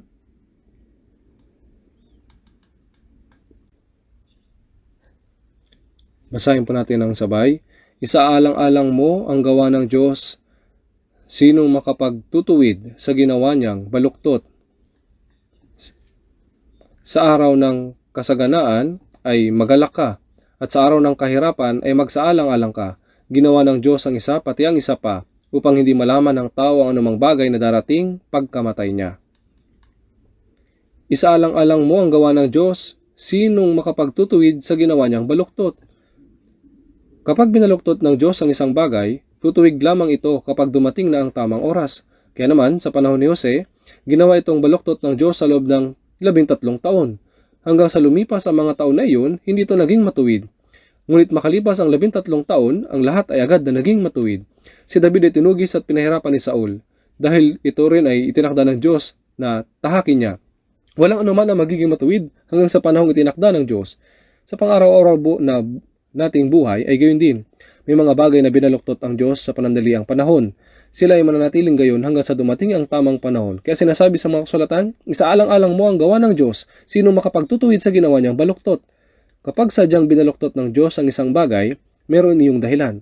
Bagaman tayo ay magtaka at magdusa dulot nun, ang Panginoon ay sinasanay tayo sa pamagitan ng mga ito. Kaya nga, sinasabi, sa araw ng kasaganaan ay magalak ka, at sa araw ng kahirapan ay magsaalang-alang ka. Ginawa ng Diyos ang isa pati ang isa pa upang hindi malaman ng tao ang anumang bagay na darating pagkamatay niya. Sinasabi din po dito, sapagkat ibinababa ng Diyos ang mapagmataas, ngunit ang mapagpakumbaba ay kanyang inililigtas. Job 22:29. Ang pagiging mapagpakumbaba, sa katunayan ay katibayan na tayo ay itataas dahil ang pagbababa ay mayroong limitasyon. Dahil kapag ikaw ay naroon na sa pinakamababa, ang tanging daan lamang ay ang pataas. Dahil sa mga bagay na sadyang binaluktot ng Diyos, kapag dumating ang tamang panahon, ang Panginoon mismo ang magtutuwid dito. Kung gayon, ano ang dapat nating gawin? Dapat lang tayo sumampalataya. Kung maniniwala tayo at maghihintay, isa-isang itutuwid ng Panginoon ang lahat ng mga bagay kapag dumating na ang panahon nito. Sinasabi ng iba, bakit napakahirap ng buhay ko? Bakit para ba ang iba ay lumalakad ng matuwid at maayos sa daan, pero sa akin ay baliko? Hindi dahil na kinamuhian na ka ng Diyos. Kapag nais ng Diyos na bigyan ka ang isang tao ng espesyal na pagpapala, sadya ding babaluktutin ng Diyos ang ilang parte sa buhay ng taong iyon. Kaya naman, tayo ay kanyang sinasanay at dinidisiplina. Sa ating buhay Kristiyano, ang bawat salita ng Diyos ay gaya ng bato sa isang tirador. Kaya dapat alam natin kung paano ito gagamitin ng maayos. Kaya kung nagsasalita ang isang tao tungkol sa evolusyon, madali sa atin na magbato ng ganito. Nang pasimula nilikha ng Diyos ang langit at ang lupa. Tama? Kung nagsasalita ang isang evolutionist, simple lang nating sasabihin ng Genesis chapter 1 na sa 10 beses na nagsasabi na nilikha ng Diyos ang lahat ng mga bagay ayon sa kanilang uri. Naroon ang sagot. Ang pagbibigay ng mga talata sa Biblia, gaya nito, ay isang tunay na karunungan para sa ating buhay Kristiyano. Ang paraan para madaig natin ang dyablo ay sa pamamagitan ng mga kasulatan. At siya ay kanilang dinaig dahil sa dugo ng kordero at dahil sa salita ng kanilang patotoo, sapagkat hindi nila inibig ang kanilang buhay maging hanggang sa kamatayan. Apokalipsis 12:11. At paano natin madadaig ang dyablo? Sabi po, dahil sa dugo ng kordero at dahil sa salita ng kanilang patotoo. Sa pamamagitan ng pagkapit sa katotohanan na sa pamamagitan ng dugo ni Jesus ay inalis niya ang lahat kong kasalanan magpakailanman. Kung sasabihin nating napatawad na magpakailanman, kung gayon ay walang paraan ang dyablo para makalusot. Dahil pinanindigan natin na ang lahat ng ito ay napatawad na magpakailanman, kung paanong dinaig ni Jesus si Satanas sa pamamagitan ng salita, gayon din naman natin dinadaig ang dyablo sa pamamagitan ng mga nakasulat na salita. Sa ating buhay Kristiyano, may mga pagkakataon na tayo ay tumatayo sa mga sangangdaan at kailangan nating pumili kung paano tayo mabubuhay. Napapaisip tayo, dapat ko bang piliin ito o iyon? At kung hindi natin alam kung ano ang gagawin, ano po ang sinasabi ng kasulatan? Sino ang taong natatakot sa Panginoon? Siya ang tuturuan niya sa daan na dapat niyang piliin. Para sa taong natatakot sa Panginoon, tiyak na ituturo sa kanya ng Diyos ang daan na dapat niyang piliin. Maging sa Ecclesiastes chapter 7, malino na sinasabi doon na kapag tayo ay nasa sitwasyon na imposible sa daan na ito o daan na iyon, ngunit para sa mga natatakot sa Panginoon, ay mayroong pangatlong daan na ibibigay ang Diyos. Kung maharap tayo sa problema pinansyal, dapat tayong bumato ng tirador mula sa salita ng Diyos. Umiwas tayo sa pag-ibig sa salapi na kayo'y masiyahan na kung anong mayroon kayo, sapagkat sinabi niya sa anumang paraan na hindi kita iiwan o pababayaan man. Kaya't panatag natin masabi, ang Panginoon ang aking katulong, hindi ako matatakot anong magagawa sa akin ng tao. Hebreo 13:5-6. Gaya na sinasabi sa Hebreo chapter 13, dapat nating ibato ang salita ng Diyos. At sabi pa, subalit ang kabanalan na may kasiyahan ay malaking pakinabang. Sapagkat wala tayong didalang anuman sa sanlibutan at wala rin naman tayong mailalabas na anuman. Ngunit kung tayo may pagkain at damit, masiyahan na tayo dito. Unang Timoteo 6:6-8. Mayroon naman tayong pagkain, di ba? Mayroon tayong damit, tama? Kung ganoon, dapat ay masiyahan na tayo dito.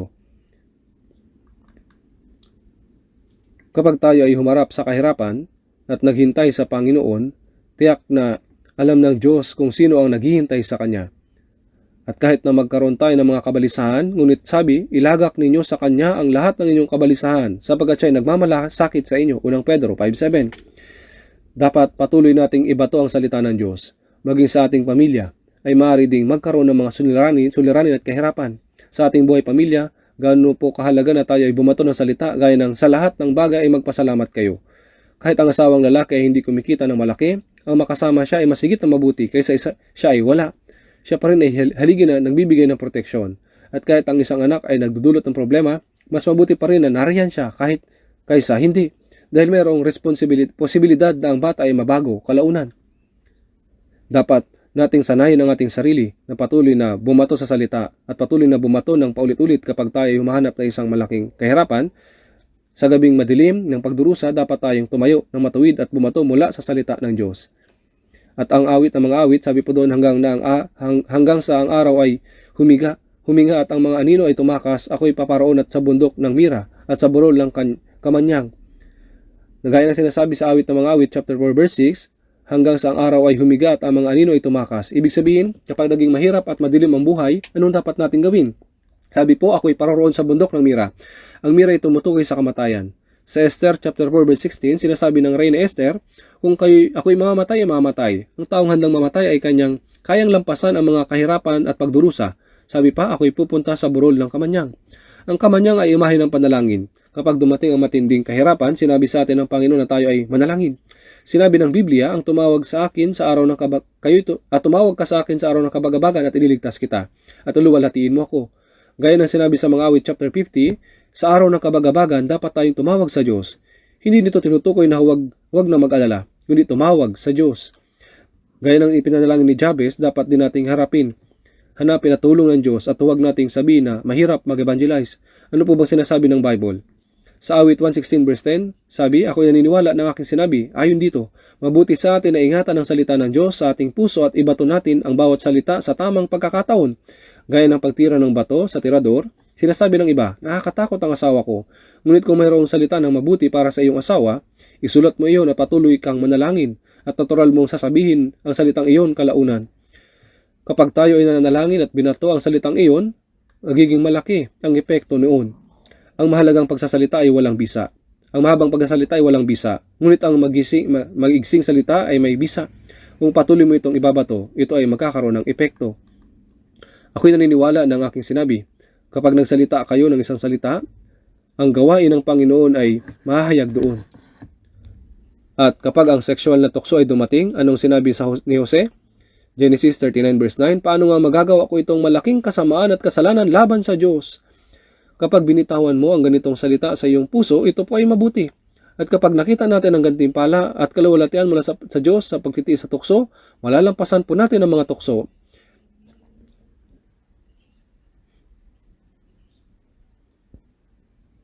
Tingnan po natin sa isa pang verse. Balikan po natin. Unang Samuel chapter 17 verse 40.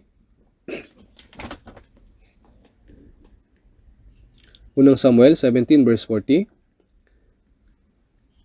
Pagkatapos ay hinawakan niya ang kanyang tungkod sa kanyang kamay at umili siya ng 5 makikinis na bato mula sa sapa at isinilid sa supot na pampastol na kanyang dala. Hawak niya ang tirador sa kanyang kamay at siya'y lumapit sa Pilisteo.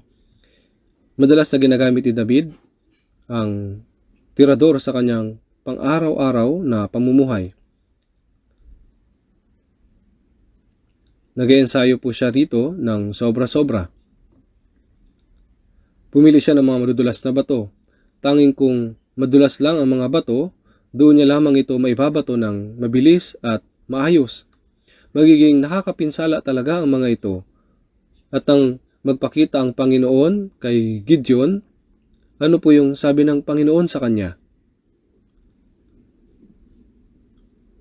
Doon po sa mga hukom, sa chapter 6 verse 12, ang Panginoon ay sumasa iyo. Ikaw na magiting na mandirigma. Pero siya ay gumigik ng trigo ng patago. Kaya bakit siya tinawag ng Panginoon na magiting na mandirigma? Dahil kilala siya ng Diyos. Sinabi ng Panginoon, humayo ka sa kalakasan mong ito at iligtas mo ang Israel sa kamay ng Midian. Kapag binasa po natin ang Biblia, si Gideon ay may mga kapatid na pinatay ng mga Midianita. Kaya nga, ang mga Midianita ay kanyang mga kaaway, subalit wala siyang lakas. Kaya upang may paghiganti ang kanyang pamilya, tuloy-tuloy niyang pinalakas ang sarili at nagsanay ng husto, higit kanino pa man sa panahon niya. Kaya siya ay naging pinakamalakas na tao sa panahon niya. Humayo ka sa kalakasan mong ito. Nakita ng Panginoon kung paano nagsipag si Gideon sa kanyang pamumuhay, kaya tinawag siyang magiting na mandirigma. At ginamit siya ng Panginoon upang talunin ang hukbo ng Midian. Si Gideon ay may mga sama ng loob sa kanyang puso. Si David ay umasa sa Diyos mula sa kanyang kabataan at dahil mahal niya ang kanyang mga tupa, siguradong siya ay naghanda ng higit kanino pa man upang maprotektahan sila. Kaya ginamit ng Panginoon ang mga taong ito. Tingnan niyo po, tayo po ay napalaya mula sa ilalim ng kautusan. At kasabay noon, tayo ay nasa ilalim ng kautusan ni Kristo. Bago tayo naligtas, ang Diyos ay hukom at ako ay makasalanan. Pagkatapos ng kaligtasan, ang Diyos ay naging ating Ama at ako ay naging anak. Ang Panginoon ay naging ating Panginoon at ako ay naging lingkod. Ang Panginoon ay naging lalaking ikakasal at ako ay naging babaeng ikakasal. Tayo po ay pumasok sa panibagong relasyon. Subalit sinasabi ng iba, gagawin naman ng Diyos lahat. Mananatili lang ako dito sa gilid. Mali po ito.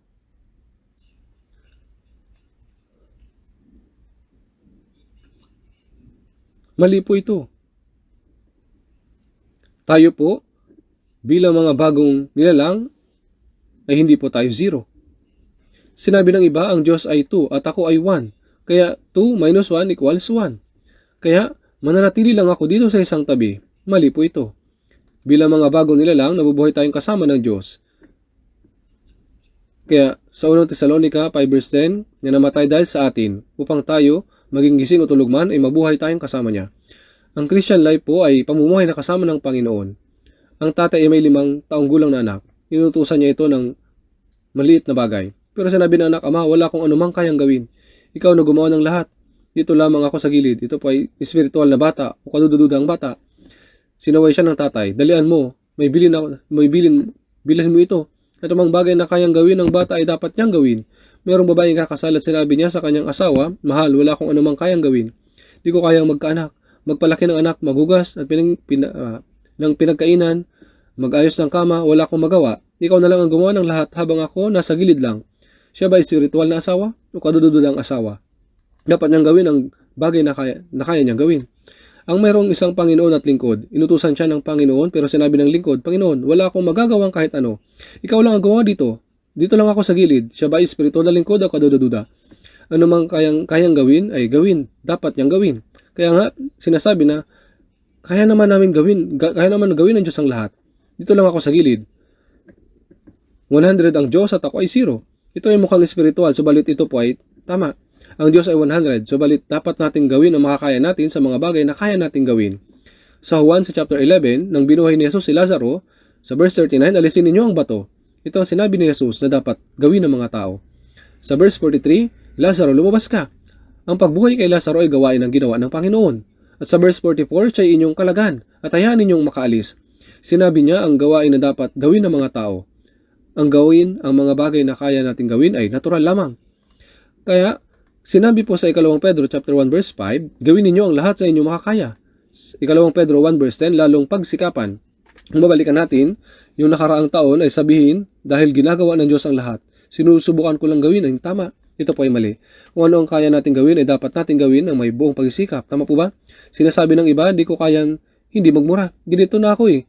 Pag nagagalit ako, wala akong magagawa kundi magmura. Ito po ay dahil hindi niya kaya, hindi dahil sa hindi niya kaya kundi magmura o dahil hindi niya sinubukang wag magmura. Hindi niya sinusubukan kahit isang beses. Tama po ba? Ganito na ako, hindi na ito maayos. Hindi na ito maayos. Hindi ito dahil hindi maiayos kundi dahil ayaw mong iayos. Ano mang kaya natin gawin ay dapat gawin. Si David po ay malinaw na dahilan kung bakit siya ginamit ng mahalaga ng Diyos. Kung ano man ay ang matapat nating ginagawa sa araw-araw na buhay natin ay ang mga bagay na gagamitin ng Diyos. Kung nagbabasa tayo ng 10 chapter sa Biblia araw-araw at may maghuhulog ng 40,000 sa iyong ipon natin, tayo po talaga ay araw-araw na magbabasa ng Biblia ng 10 chapter sa buhay natin. Madalas natin sinasabi, malakas ang sinful nature ko. At nabibigo tayong gawin ang dapat gawin ng may buong pagsisikap. Pag tinignan natin ang buhay ni David, malinaw natin makikita ano ang dapat natin gawin ng may buong sipag. Ngayon, mula sa Tirador ni David ay tumanggap tayo ng maraming aral. Manalangin po tayo. Ginaming Ama na nasa langit, maraming salamat po sa pagliligtas sa amin dahil sa mahalagang dugo ng Panginoon at tinayaan po ninyo kaming mabuhay sa biyaya at pag-ibig. Salamat po dahil sa pinapangunahan po ninyo kami sa buong taon na ito na inyong biyaya. Tulungan niyo po kaming magsikap pa ng husto at kumilos po kayo sa amin upang magawa namin ang dapat namin gawin ng may buong pagsisikap. Kami po ay team na dumadalangin na gamitin po ninyo kami ng husto sa mahalagang gawain. Pakiusap manguna ka po sa amin sa lahat ng mga gawain ng church at tulungan niyo po kami na may sakatuparan ang misyon sa loob ng bansa at ang world mission ng maayos at gamitin niyo po kami ng mahalaga. Ito po ang aming dalangin sa pangalan ng aming tagapagligtas na Jesucristo. Amen.